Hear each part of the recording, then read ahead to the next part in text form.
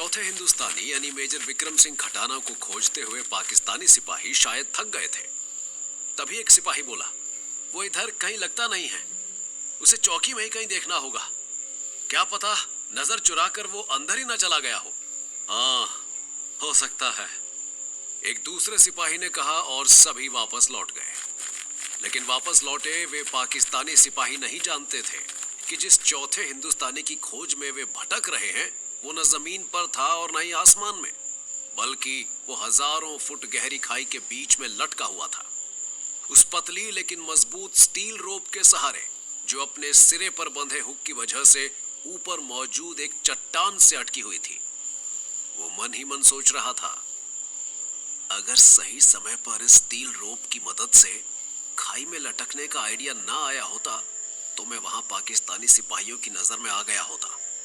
और अब मैं ऐसा हरगिज नहीं चाहता, क्योंकि अब मुझे हरभजन की ये बात सिद्ध करनी है कि मैं अपनी दिमाग की बहादुरी से यहाँ के दुश्मनों को मटिया मेट कर सकता हूँ। अपने साथियों का विश्वास और अपनी भारत माँ के सम्मान को बचाने के लिए वो जाबाज भारतीय सिपाही एक पतली स्टील रोप से उस खाई में तब तक लटका रहा जब तक उसे इस बात का यकीन नहीं हो गया कि ऊपर रास्ता साफ है। फिर वो स्टील रोप के सहारे तेजी से चढ़ता हुआ ऊपर आ गया। चौकी पर मौजूद एक एक दुश्मन सिपाही मेरी तलाश में लगा हुआ है। ऐसे में मेरा फिर से चौकी के अंदर दाखिल होना कतई आसान ना होगा। लेकिन अगर दुश्मन को नेस्तनाबूद करना है और उसे गहरी चोट पहुंचानी है तो मुझे चौकी में दाखिल होना ही होगा। ऐसा सोचते हुए कैप्टन विक्रम खटाना ने अपनी पॉकेट में रखे चौकी के लोकेशन मैप को बाहर निकाला। जल्द ही उनकी आंखें पूरी तल्लीनता और गहराई से उस मैप के हर इंच का अवलोकन करती हुई उसमें अपने मतलब की चीज ढूंढने में जुट गईं। और फिर वो अपने आप से पूरे जोश के साथ बोल उठे, मिल गया रास्ता, उस ऊंची पहाड़ी पर मौजूद उस इलेक्ट्रिक हाई टेंशन वायर के रूप में जो बिजली की सप्लाई देने के लिए चौकी के ऊपर से होती हुई चौकी पर बने मिनी पावर स्टेशन तक पहुंच रही है। मुझे उस पहाड़ी पर पहुंचना होगा जो शायद यहां से ज्यादा दूर नहीं है। अगले ही पल पाकिस्तानी चौकी पर पहुंचने वाले रास्ते तक जाने के लिए मेजर विक्रम खटाना सीधा पहाड़ी की चढ़ाई वाले उस रास्ते पर चल पड़े जहां से हल्की सी चूक होने का मतलब था हजारों फुट गहरी मौत की खाई में जा गिरना। मगर मेजर विक्रम खटाना का हौसला उस खाई से भी गहरा था। एक एक पत्थर को होशियारी से अपने हाथों से पकड़ते हुए मेजर विक्रम खटाना आखिर अपनी मंजिल पर पहुंच ही गए। मेरा आगे का सफर इस हाई टेंशन वायर पर शुरू होगा, लेकिन उससे पहले मुझे इसकी भी तैयारी करनी है कि मेरा ये सफर इस चौकी पर मौजूद पाकिस्तानी सिपाहियों के सर पर कहर बनकर टूटे। ये कहकर मेजर विक्रम खटाना ने चाकू से अपनी पैंट की साइड पॉकेट में छोटे छोटे छेद कर लिए और फिर अपने पास मौजूद सभी माइक्रो बम्स को उन पॉकेट्स में भर लिया। अपनी पैंट की बेल्ट को खोलकर उसे हाई टेंशन वायर के ऊपर से निकालकर उसे दूसरे हाथ से पकड़ा और फिर अपने शरीर को एक तेज झटका दिया। अगले ही पल हाई टेंशन वायर पर तेजी से फिसलती बेल्ट को अपने दोनों हाथों से मजबूती से पकड़कर लटके मेजर विक्रम खटाना का शरीर उस पाकिस्तानी चौकी की तरफ बढ़ने लगा, जबकि इधर चौकी के कंट्रोल रूम में बैठा लेफ्टिनेंट कमांडर बशीर लगभग खुशी से नाचता हुआ वायरलेस पर अपने कमांडर अशरफ बिलाल को सूचना दे रहा था, जनाब, सामने से जितने भी हिंदुस्तानी सिपाही हम पर हमला कर रहे हैं उन सबको हमारी मिसाइल ने अपने टारगेट पर ले लिया है। बस एक बड़ा धमाका होगा और सभी के सभी फना हो जाएंगे। जवाब में कमांडर अशरफ बिलाल की आवाज वायरलेस पर गूंजी। अगर ऐसी बात है तो देर किस बात की लेफ्टिनेंट, होने दो धमाका, होने दो हिंदुस्तानियों को फना। जी जनाब, आपके हुक्म की तुरंत तामील होगी। थोड़ी ही देर में आपको सुनाई देगा एक बड़ा धमाका।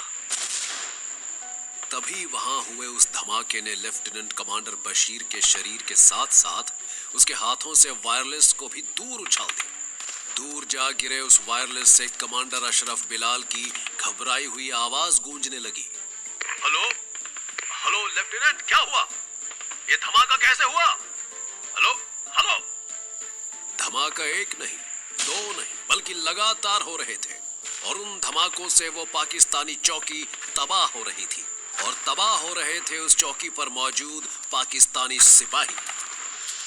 ये कारनामा किसी और का नहीं बल्कि मेजर विक्रम खटाना का ही था, जो इस समय अपने हाथों में थमी बैलेट की मदद से ऊपर से गुजरती हाई टेंशन वायर पर लटके हुए थे और उनकी पॉकेट्स के छेद से गिरते माइक्रो बॉम्ब उस पाकिस्तानी चौकी पर लगातार वो बड़े धमाके कर रहे थे जो वहां अब तबाही मचा रहे थे। जोश में भरे मेजर विक्रम खटाना ने कहा, भारत माता के सुपूतों से टकराने का यही अंजाम होता है सालो। मौत और तबाही कब सिर पर चढ़कर जिंदगी को निगलने लगती है पता ही नहीं चलता। फिर जैसे ही मेजर विक्रम खटाना की नजर नीचे पड़ी वैसे ही उन्हें आभास हुआ, मैं इस समय स्टोर रूम की छत के ठीक ऊपर हूं। हाई टेंशन वायर के जरिए होने वाला मेरा ये सफर यहीं खत्म हो जाना चाहिए।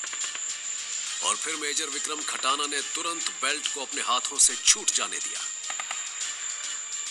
उनका शरीर हवा में लहराया। कुछ ही पलों में उनके पांव स्टोर रूम की छत पर आ टिके।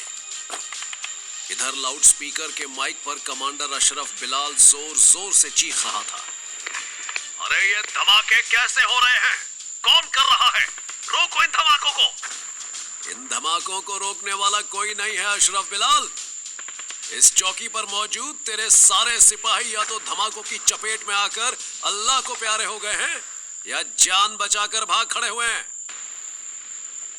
अचानक पीछे से गूंजी इस आवाज को सुनकर कमांडर अशरफ बिलाल तेजी से पीछे पलटा और उसे मेजर विक्रम खटाना सामने खड़ा दिखाई दिया।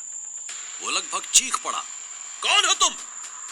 मेरे शरीर पर मौजूद हिंदुस्तानी फौज की वर्दी को देखकर तुझे यह समझ जाना चाहिए अशरफ बिलाल कि मैं वो हिंदुस्तानी हूं जिसने तुम्हारी इस चौकी और तुम्हारे इरादे को नेस्तनाबूद कर दिया है। कमांडर अशरफ बिलाल के हलक से निकली वो आवाज आश्चर्य से लबालब डूबी हुई थी। अकेले अकेले तुमने मचाई है ये तबाही? तुम जैसे गीदड़ों के झुंड में तबाही मचाने के लिए एक हिंदुस्तानी शेर ही काफी है। वैसे इस तबाही का आखिरी सीन अभी सामने आना बाकी है, उस बड़े धमाके के रूप में जो इस चौकी पर मौजूद हजारों टन बारूद को राख में बदल देगा। पाकिस्तानी आर्मी में सबसे जांबाज सिपाही के नाम से मशहूर कमांडर अशरफ बिलाल आंखें फाड़े अपने सामने खड़े मेजर विक्रम खटाना को देख रहा था। तुम अकेले ये सब कैसे कर सकते हो? जिसके सीने में तुम जैसे नापाक लोगों से देश की आबरू बचाने की आग हो, वो कुछ भी कर सकता है और हर हिंदुस्तानी के दिल में ऐसी ही आग है। कमांडर अशरफ बिलाल दांत पीस कर बोला, गुरूर की गर्मी ने तुम्हारा दिमाग खराब कर दिया है हिंदुस्तानी। किस्मत ने तुम्हारा साथ दिया है इसलिए तुम ये सब कर पाए हो। गलती से किसी जाबाज पाकिस्तानी सिपाही के हाथ में मत पड़ जाना, चीर के रख देगा तुम्हें। तुम्हारे सीने को फाड़कर उसमें से कलेजे के साथ साथ तुम्हारी सारी देशभक्ति भी निकाल देगा।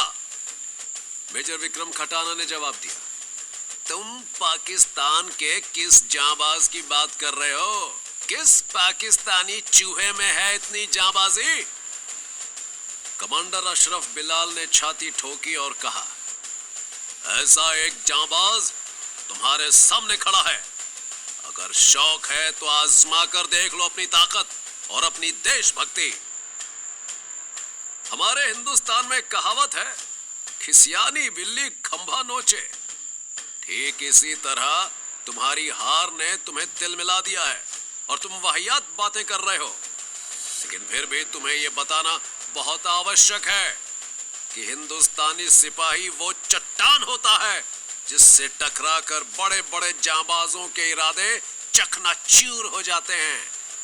और फिर मेजर विक्रम खटाना कमांडर अशरफ की आंखों में झांकते हुए गुर्राया, मैं तुम्हारी सारी गलतफहमी आज दूर कर देता हूं।